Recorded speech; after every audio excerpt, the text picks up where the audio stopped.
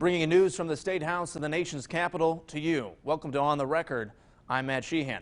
For the first segment of On the Record, I'm joined live by Congressman Darin LaHood. Good morning. Hey, good morning, Matt. Good to be with you and your viewers today. Absolutely. Thanks so much for joining us. Well, first, I wanted to talk to you about the presidential election. President Trump still refusing to concede to Mr. Biden. I kind of got a two-part question here for you. Do you believe the president should concede, and do you now consider Joe Biden as the president-elect? Well, Matt, first of all, as you know, I've been a strong supporter of the president. I was his co-chair in Illinois on his re-election, and I've been willing to give the president the benefit of the doubt.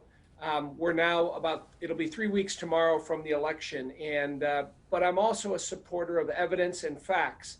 And if there is evidence of improprieties or voting irregularities, those should be examined. And remember, with our democracy, the cornerstone of our democracy is the integrity of it.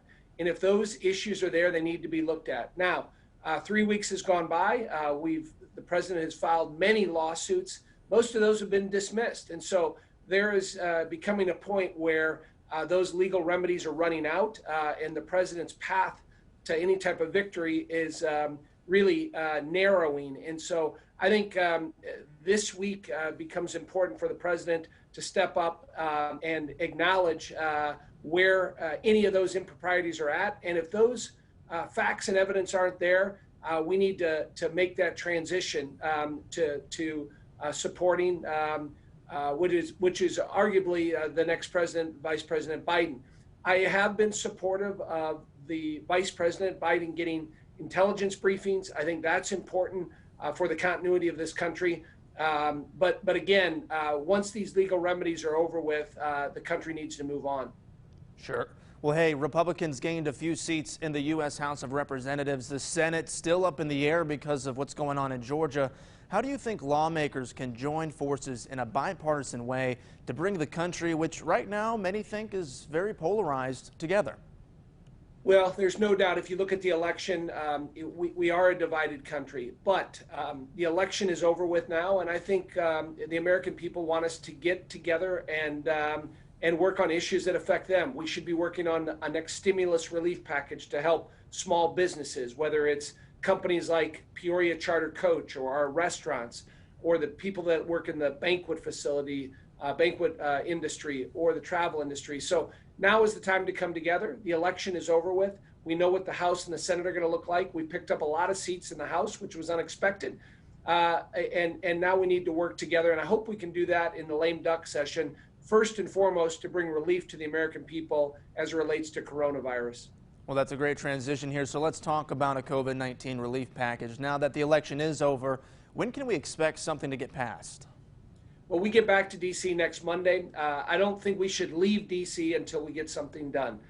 We have an obligation and responsibility to help people.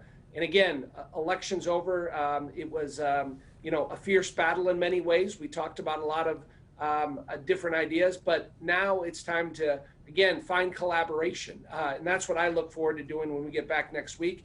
And our goal should be between now and Christmas coming up with another relief package to help those small businesses that are still hurting out there and get people through those winter months.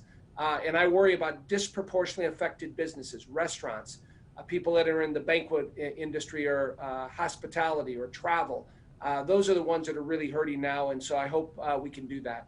And real quickly before we leave, are there any bills or legislation you want people to know about that you're working on? Well, we're working on a bill called the CERTS Act, which would help our motor coach industry, help companies like Peoria Charter Coach that have been around for over 100 years. I'm also working on a bill called the Clean Start Act, which would help with cleaning and PPE and those issues related to the expense of that. Those are two bills in a bipartisan way we're trying to get passed, and I hope to do that in December here. Awesome. Thank you so much, Mr. LaHood. This full interview will be shared and posted on our website, ciproud.com. Thanks, Darin. Thanks, Matt. Have a good day. You too. Here's Molly with Doggone Weather.